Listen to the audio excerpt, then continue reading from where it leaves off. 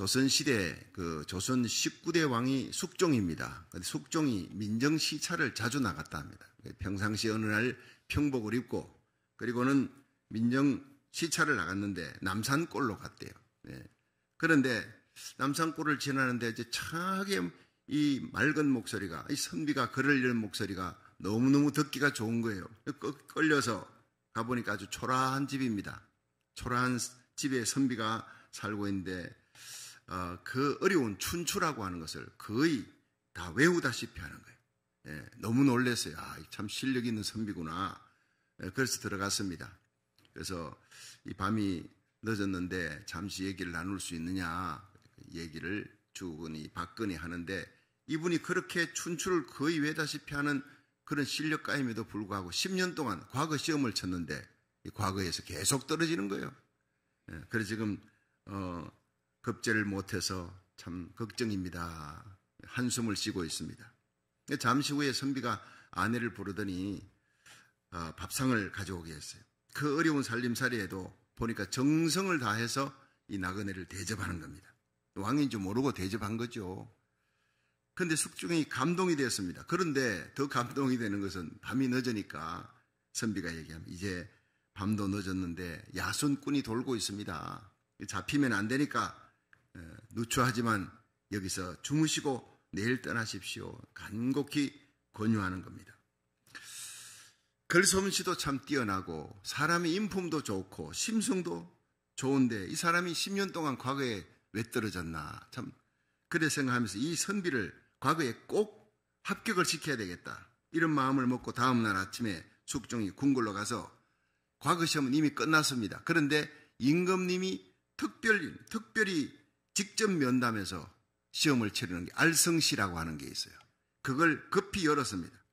그래서 그 선비를 만나서 숙종 임금이 면담하고 과거에 합격을 시켜줬어요.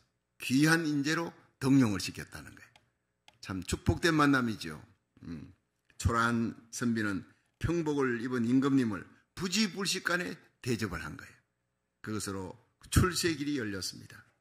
그런데 이와 반대의 일이 하나 있습니다. 영국의 엘리자베트 여왕, 지금 돌아가셨지만 살았을 때 이야기입니다. 이분도 가끔 민정시찰 가는데 관리를 데리고 가지 않고 혼자 나간 거예요, 여왕이. 그런데 시골길을 가다가 갑자기 막 소나기가 쏟아지는 바람에 어느 집에 뛰어가서 우산 하나 빌려달라고 꼭 돌려주겠다. 그러니까 아마 주인이 살이 다 부러지고 구멍이 아주 나 있는 그런 형편없는 헌 우산을 빌려줬다는 거예요. 그건 할머니를 보니까 다시 우산을 갖다 줄 사람이 아닐 것 같고, 우산 주면 그냥 가져가도 괜찮은 거, 잃어버려도 괜찮은 거, 안 가져와도 괜찮은 그런 거 준다고 아마 준 것 같아요. 며칠 후에 영국의 왕실 관리가 멋있는 마차를 타고 그 집 앞에 와서 깜짝 놀란 거예요. 그 헌 우산을 들고 와서 관리가 그 주인에게 갖다 주면서 영국의 여왕께서, 엘리자베트 여왕께서 이 우산을 빌려주어 고맙다고 인사를 했습니다. 돌려주었는데 그 우산 주인이 얼마나 부끄러웠겠어요. 얼마나. 초라한 그 할머니가 영국 여왕인 줄 알았으면 내가 이러지 않았을 텐데 얼굴이 빨개지고 부끄러워 어쩔 줄을 몰랐다는 거예요. 소나기가 쏟아지는 날 자기 집에 찾아온 그 초라한 할머니가 영국 여왕일 줄이야. 여러분, 하나님께서 인간의 몸으로 이 땅에 오셨습니다. 그런데 베들레헴의 여관 집 마구간, 자기 집의 마구간에다가, 냄새나는 마구간에다가 예수님을 태어나게 했어요. 기가 막힌 일 아닙니까? 여관집 주인은 예수님을 모실 수 있는 제1호입니다. 그 영광을 놓쳐버린 겁니다. 모셨지만 예수님을 구주로 영접하지도 못했고 경배하지도 못했고 무관심했습니다. 만왕왕이신 예수님을 냄새나는 허름한 마구간에다가 방치시켜둔 거예요. 왜 그랬겠습니까? 예수님에 대한 계시가 없었기 때문에, 눈이 어두웠기 때문에. 다시 오실 예수님이 이 땅에 재림하는 메시지를 지금 요한계시록을 새벽마다 지금 전하고 있습니다. 말씀을 전하는 자나 듣는 모두가 때가 얼마 남지 않았구나, 임박했구나, 주님의 공중재림, 주님의 지상재림이 임박했구나 깨닫습니다. 그런데 계시가 있어야 되는 거예요. 다시 오실 예수님의 그 재림의 발자국 소리를 듣고 재림의 그 모든 징조를 보면서도 깨닫는 사람이 있냐면, 준비하는 자가 있느냐면, 버려지는 자가 있느냐. 여러분, 우리에게 속한 자녀들, 우리에게 속한 성도들 한 명도 이루어지지 않고 그 영광의 자리에 우리 다시 오시는 예수님, 주의 호령 천상 소리 하나님의 나팔로 예수님이 공중에 오십니다. 곧 오십니다. 그 영광의 자리에 한 명도 빠짐없이 참여할 수 있기를 주의 이름으로 축원합니다.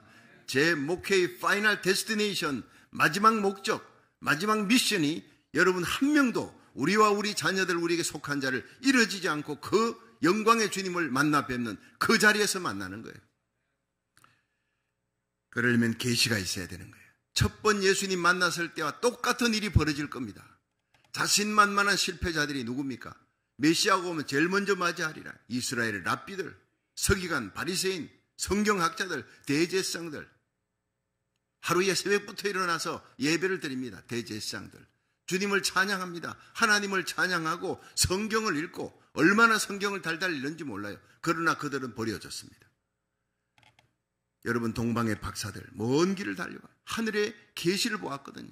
하늘의 별을 보는 점성가들입니다. 이방인들입니다. 그들에게 하늘의 계시가 임한 거예요. 여러분, 밤에 자기 양떼를 지키는 목자들입니다. 천민들입니다. 보통 사람들입니다. 그런데 그들에게 하늘의 계시가 임한 거예요. 안나, 시몬, 이런 나이 많은 할머니, 할아버지 성전에서 네가 죽기 전에 메시아를 만날 것이다. 메시아를 안고 축복을 할 것이다. 성령의 감동, 하늘의 계시를 받은 거예요. 이런 지극히 작은 무리들이 예수님을 영접했다는 사실을 기억하십시오. 여러분, 오늘은 첫 번 크리스마스 때 성전에 오신 아기 예수. 근데 그 성전에, 예루살렘 성전에 많은 사람들이 와서 기도하면서 메시아여 오시옵소서. 그들의 기도는 지금도 통곡의 벽 앞에서 메시아여 오시옵소서. 메시아가 왔는데도 계시의 눈이 열리지 않은, 성령의 감동이 없는 겁니다. 그 예루살렘 성전에 많은 사람들이 기도하고 있었습니다. 예배하고 기도하고 있는 그 제자리에 예수님을 품에 안고 아기 예수가 할례할 8일이 되었는데 그 마리아와 요셉이 예수를 데리고 가는 거예요. 성령의 감동으로 바로 저 아기다. 계시가 임한 겁니다. 그 많은 사람들 중에 시몬 단 한 사람에게 시몬이 달려가서 그 아기 예수를 품에 안고 눈물로 감사 찬양하는 장면이 오늘 이 장면이에요. 여러분, 굉장히 중요한 것입니다. 우리가 이 시대의 계시를 받고 성령의 영감을 받고 다시 오실 예수님을 맞이할 수 있는 이 시대의 시몬이 되기를 주의 이름으로 축원합니다. 시몬에게 세 가지 계시가 임했던 세 가지가 있어요. 첫째, 시몬은 의롭고 경건한 사람이었다는 거예요. 그래서 하늘의 계시가 임하고 예수님을 품에 안고 찬양할 수 있는 선지자가 된 겁니다. 누가복음 2장 25절을 한번 읽어봅니다. 시작. 예루살렘에 시몬이라 하는 사람이 있으니 이 사람이 의롭고 경건하여 이스라엘의 위로를 기다리는 자라. 성령이 그 위에 계시더라. 아멘. 자, 예루살렘에 시몬이라는 사람이 있었는데 이는 의롭고 경건한 자라 이렇게 했습니다. 여러분, 하나님께서 우리에게 기적을 베풀 때 구약도 그렇고 신약도 그렇고 성결을 요구하는 거예요. 의로워라, 거룩해라, 그릇을 깨끗이 비우라. 그럼 하나님께서 축복을 주신다는 거예요. 더러운 그릇을 가지고 있는 자에게는 아무것도 줄 수가 없어요. 손이 더러워져 있는데 지능놀이 하다가 온 아이에게 호빵을 그 엄마가 삶았어요. 구워 나왔습니다. 그걸 그 손에 줄 수가 없는 거예요. 씻어와라, 가서 씻고 오라 하는 거예요. 여러분, 이 시대에 주님이 우리에게 원하는 것은 우리의 생각과 말과 행위로 지은 모든 죄를 깨끗하게 씻어야 돼. 정결케 되는 거예요. 하나님은 기적을 행할 때 여호수아 3장 5절에 요단강 가르는 기적을 행할 때 여호수아에게 너는 온 백성들을 성결케 하라, 깨끗케 하라, 회개케 하라, 거룩케 하라. 그 한마디입니다. 우리가 거룩하게 성결하게 할 때 요단강, 문제 요단강, 넘실거리는 2m가 넘는 요단강이 쫙 갈라지고 여리고로 직행하는 역사가, 길이 열리는 역사가 일어나는 거예요. 여호수아 5장 15절에 여리고성이 무너지는 그때도 하나님은 여호수아에게 내 발에 신을 벗어라. 내가 선 곳은 거룩한 땅이니라. 출애굽기 19장 14절에 하나님이 시내산에 강림할 때 모세에게 말합니다. 내가 이 시내산에 강림할 것이다. 하나님의 영광스러운 임재가 있을 것이다. 내 백성으로 가까이 오게 하지 말라. 3일 동안 성결케 하라. 여인을 가까이 하지 말고 자기 옷을 빨고 성결케 하라. 하나님의 임재가 있느니라. 그걸 말씀하고 있는 거예요. 하나님은 이스라엘의 많은 사람들 중에 인간으로 오신 하나님, 예수 그리스도를 만나 축복할 사람을 고르는 가운데 왜 하필 시므온을 택했습니까? 시므온이 의롭고 경건하였다라고 성경은 얘기하고 있습니다. 이 시대 우리에게 가장 중요한 일이, 많은 일들이 있습니다. 하나님을 위해 해야 될, 하나님 나라 의를 위해서 충성하고 헌신해야 될 많은 일들 중에 가장 귀한 일이 여러분 거룩입니다. 성결입니다. 하나님 앞에 의롭게 설 수 있는 사람 아무도 없습니다. 그러나 날마다 예수의 피로 자기를 씻어 생각과 말과 행위가 하나님 미워하는 것이 있으면 깨끗이 씻어 점도 흠도 없이 깨끗한 그릇을 준비하는 성도가 되기를 주의 이름으로 축원합니다. 그래야 다시 오실 주님을 맞이할 수 있다는 사실이. 불의한 마음을 가진 자가 의의 왕 예수님을 어떻게 맞이하겠습니까? 예수님은 의의 왕입니다. 사랑의 왕입니다. 생명의 주님이십니다. 미워하는 마음을 가진 사람이 사랑의 예수님을 품을 수가 없는 거예요. 분노의 마음을 가진 자가 평화의 왕 예수님을 품을 수가 없는 겁니다. 하나님은 의롭고 경건한 시몬을 찾아 예수 그리스도를 품에 안고 축복할 수 있는 그런 놀라운 은혜를 베풀어 주었다는 거예요. 여러분, 이 시대는 하나님이 사람을 찾습니다. 성도를 찾습니다. 사람다운 사람, 성도다운 성도, 하나님이 찾고 있다는 거예요.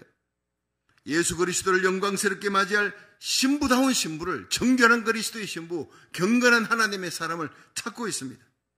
이 시대에 물들지 않고 마음을 새롭게 함으로 변화함을 받아 하나님의 선하시고 기뻐하시고 온전하신 뜻을 쫓아 살아가는, 전심전력하는 저와 여러분이 되어 시므온처럼 다시 오실 예수님을 영광 중에 맞이할 수 있기를 주의 이름으로 축원합니다. 두 번째, 시므온은 기다리는 사람이었어요. 그래서 하늘의 계시가 임한 겁니다. 누가복음 2장 25절 한번 읽어봅니다. 시작. 예루살렘에 시므온이라 하는 사람이 있으니 이 사람이 의롭고 경건하여 이스라엘의 위로를 기다리는 자라. 성령이 그 위에 계시더라. 자, 시므온이 의롭고 경건할 뿐만 아니라 이스라엘의 위로를 기다리는, 이 이스라엘의 위로가 뭡니까? 메시아입니다. 구약 성경에 450분 이상 메시아가 온다, 해방자, 구원자, 우리를 구원해 줄 자가 온다는 거예요. 죄에서 우리를 영원한 멸망에서 건져줄 자가 온다는 거예요. 그 이스라엘의 위로입니다. 로마의 학정, 헤롯의 핍박 가운데 있는 그 이스라엘 위로는 바로 메시아가 온다. 메시아가 오면 우리를 구해 줄 것이다. 여러분, 그분이 이스라엘만 구하는 분이 아니라 온 세계, 고난당하는 사탄과 마귀에게 눌려서 일생을 죄에 매어 죽음의 종로로 사는, 죽고 난 다음에 영원한 지옥의 불에 던져질 저주받은 우리 인생을 죄에서, 지옥에서, 마귀의 마수에서 건져주시려고 이 땅에 육신의 몸을 입고 오신 분이 예수님인 줄로 믿으시기 바랍니다. 여러분, 우리의 영원한 위로가 뭡니까? 예수님밖에 없습니다.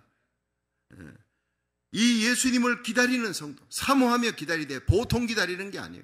오직 예수님밖에 없다, 소망은 예수님밖에 없다고 날마다 기도하며 기다리는, 의롭고 경건하게 살아가며 기다리는 저와 여러분이 되기를 주의 이름으로 축원합니다. 이런 기다림이 없이 성탄절은 아무 소용이 없는 거예요. 기다리는 자에게 기쁜 날입니다. 시므온은 이스라엘의 위로를 기다리는 자예요. 경건하고 의롭게 기다리면서 기도하며 성전에서 날마다 이스라엘의 위로, 예언된 메시아의 출현을 기다리고 있는 거예요. 이처럼 말세를 살아가는 그리스도의 신부된 성도들도 신앙의 정절을 지키고 예수님의 재림을 기다리는 자, 사모하는 자, 목마르게 사모하는 자에게 주님께서 나타난다. 너희가 나를 찾으면 나를 만날 것이다. 예레미야 29장 11절의 말씀이에요. 너희를 향한 나의 생각을 내가 아나니 재앙이 아니요 평안이라, 장래에 소망을 주려는 것이라. 너희가 내게 부르짖으며 내게 기도하면 내가 들을 것이요 너희가 나를 찾고 찾으면 나를 만나리라 그랬어요. 여러분, 이 예배가 하나님 앞에 목마른 예배, 의에 줄이고 사모하는 예배, 주님의 임재를 사모하는 예배가 되기를 주의 이름으로 축원합니다. 그런 예배 가운데 성령의 기름 부음이, 우리 하나님의 임재가 임한다는 거예요. 주님을 기다린다는 것은 주님을 사모하고 소망한다는 거예요. 주님을 그리워한다는 거예요. 주님 앞에 기도드리고 예배드린다는 겁니다. 이 마지막 때 주님이 찾는 교회 전심전력으로 슬기로운 타자천처럼 등잔에 믿음, 소망, 사랑의 기름을 채우고 예배드리고 기도의 불, 찬양의 불, 소망의 불을 밝히는 그런 귀한 교회, 그런 성도들을 주님께서 찾는 겁니다. 마태복음 24장에 보면 예수님 재림할 때가 가까우면 이런 일이 있을 것이다 쫙 징조가 나옵니다. 말세에 고통하는 때가 이르리라. 사람들이 자긍하며 교만하며 패역합니다. 하나님과 세상을 겸하여 섬기고 세상 쾌락을 하나님보다 더 좋아합니다. 무정하며 원통함을 풀지 않습니다. 가슴에 한번 맺었다 하면요, 이걸 풀지 않아요. 여러분, 이런 일들이 세상 사람들이 아니라 그리스도를 구주로 믿는 성도들 가운데서도 마음속에 미움을 쉽게 풀지 않습니다. 그런 사람은 주님 맞이할 수가 없다는 것입니다. 교만합니다. 자긍합니다. 이것이 하나님의 교회 안에서도 팽배해진다는 겁니다. 정말 그리스도의 참된 신부가 되기를 주의 이름으로 축원합니다. 사랑의 신부, 의로운 신부, 주님을 사모하며 깨어 기도하는 신부를 주님이 찾고 있는 겁니다. 저처에 국지전이 일어날 것이다. 난리와 난리 소문이 들릴 것이다. 예수님 재림 전에 일어날 일을 얘기하고 있어요. 마태복음 24장, 마가복음 13장, 누가복음 21장 계속 얘기하는 거예요. 거짓 선자가 등장할 것이다. 적그리스도가 출현할 것이다. 불법이 성하게 될 것이다. 사람들의 사랑이 식게 될 것이다. 특별히 누가복음 21장 11절에 온 세계 전염병이 창궐하게 될 것이다. 팬데믹이 일어날 것이다. 그렇게 예언하고 요한계시록 6장에는 인간의 마음이 짐승같이 되어서 세계 곳곳에 금과 흉년과 사망과 짐승으로 죽이는 테러입니다. 테러. 이 테러 사건이 일어날 것이라는 거예요. 이런 일들을 우리가 보면서 우리에게 가장 큰 위로가 뭡니까? 바로 예수님밖에 없어요. 예수님밖에 우리의 위로는 없다는 것을 성경은 얘기합니다. 정말 우리들에게 중요한 것은 언제 주님이 오실지라도, 언제 내가 주님 앞에 부름을 받아 죽음이 나타난다 할지라도 우리와 우리 자녀들이 주님 앞에 설 수 있는 구원의 확신을 예수 이름으로, 예수의 보혈의 피, 하나님의 말씀 가운데 굳건하게 서서 구원의 확신 가지기를 주의 이름으로 축원합니다. 마지막 세 번째, 이 시몬에게는 성령의 감동이 있었어요. 성령의 감동이. 그래서 아기 예수를 품에 안고 축복합니다. 최고의 축복자가 됐어요. 누가복음 2장 26절에서 27절 한번 읽어봅니다. 시작. 저가 주의 그리스도를 보기 전에 죽지 아니하리라 하는 성령의 지시를 받았더니 성령의 감동으로 성전에 들어가며 마침 부모가 율법의 전례대로 행하고자 하여 그 아기 예수를 데리고 오는지라. 아멘. 자, 시몬은 경건하여 이스라엘의 위로를 기다리는 자였다 했습니다. 그런데 성전에서 기다립니다. 날마다 성전에서. 그리고 깨어서 기도하면서 기다립니다. 그런데 성전에서 기도하는 사람이 많이 있었습니다. 그런데 성령의 감동으로 주의 그리스도를 보기 전에 죽지 아니하리라 하는 성령의 지시를 받은 거예요. 그 누군지를 몰라요. 어느 애기인지를 몰라. 여러분, 예수님이 8일이 되어 태어난 지 8일이 되면 할례를 받아야 돼요. 성전에 가서. 여러분, 할례 받기 위해 오는 애들이 한둘입니까? 그 성전은 아무도 없고 그 마리아와 요셉 둘이만 성전에 들어온 그게 아닙니다. 예루살렘 성전은 항상 사람들로 북적거렸어요. 기도하는 사람들로 채워져 있었는데 그 많은 사람 중에 시몬에게만 성령의 감동으로 아기 예수를 어머니가 마리아가 품에 안고 들어오는데 바로 저 아기다라는 거예요. 이것이 성령이 계십니다. 고린도전서 12장 3절에 성령으로 아니하고는 예수를 주시라 할 수 없느니라. 자, 여러분 이리 보세요. 내가 죄인이고 예수 그리스도만이 나의 죄를 용서할 수 있는 분이다. 그의 십자가 보혈로 내 죄가 용서받았다. 믿으시면 아멘 하세요. 이것은 고린도전서 12장 3절에 성령으로 아니하고는 예수를 주시라 할 수 없느니라. 세이비어입니다. 나의 구세주, 내 죄를 해결해 줄 수 있는 분, 구원해 줄 수 있는 분은 예수님밖에 없다. 그렇게 고백하는 것은 성령으로 아니하고는 할 수가 없다는 거예요.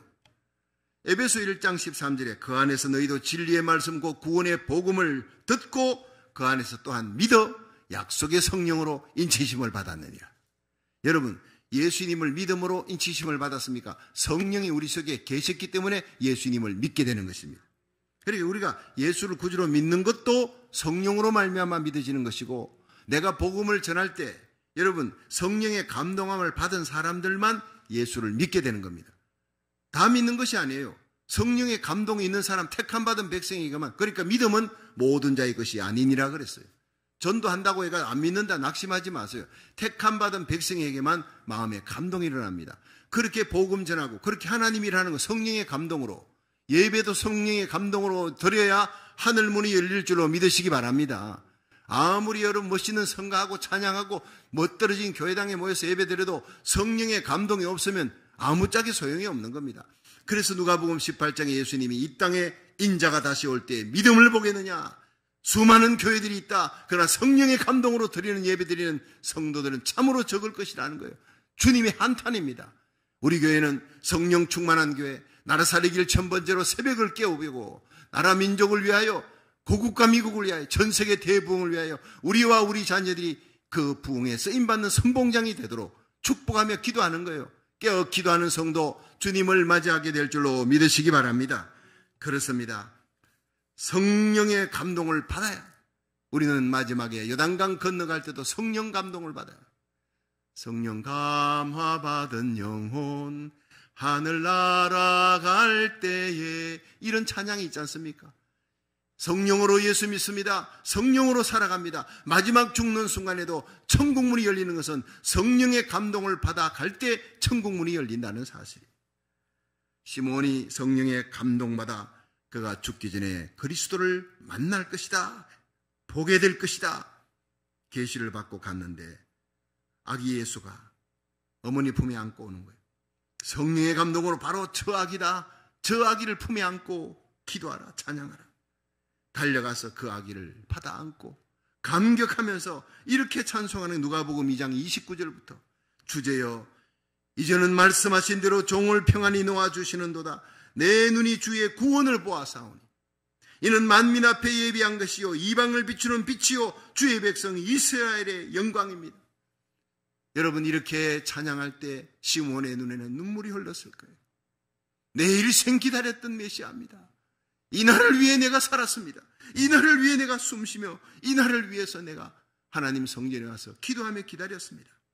나의 생애의 목적이 이제 이루어졌습니다. 사명이 성취됐다는 거예요. 아무리 시몬이 의롭고 경건하여 이스라엘을 기다리는 자라도 예수님을 만나지 못하면, 품에 안지 못하고 기도하지 못하면 소용이 없는 거예요. 성탄절이 뭡니까? 예수님과 나와의 만남이 있는 날이에요. 성탄절의 기쁨이 아기 예수를 품에 안는 기쁨이어야 될 줄로 믿으시기 바랍니다. 예수님에 대한 소식을 듣고 아 그렇구나, 아닙니다. 아기 예수를 품에 안는 기쁨이 성도의 최고의 기쁨. 나의 미션, 나의 사명이 끝났어요.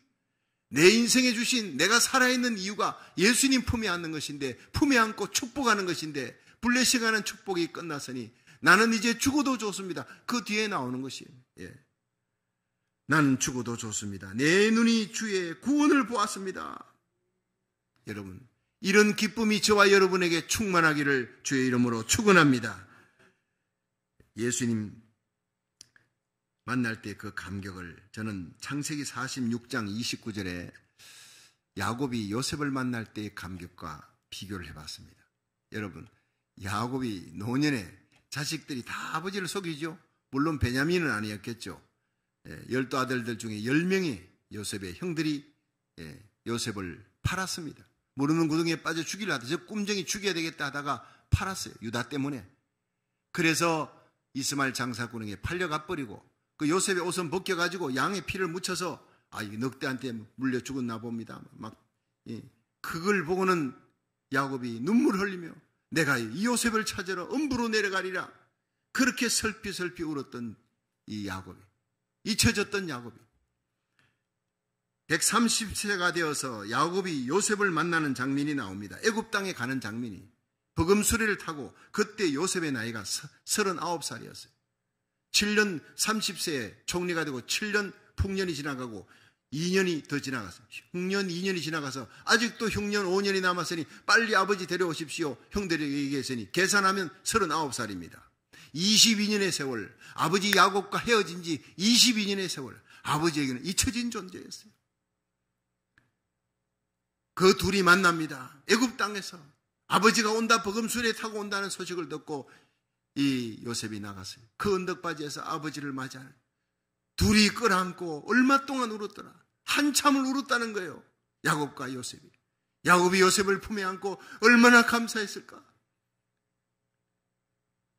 그 야곱이 고백하는 것이 지금 죽어도 가하니이다. 사람이요, 이제 죽어도 난 한이 없어 행복의 극치입니다. 그렇습니다. 최고의 기쁨이에요. 최고의 감격.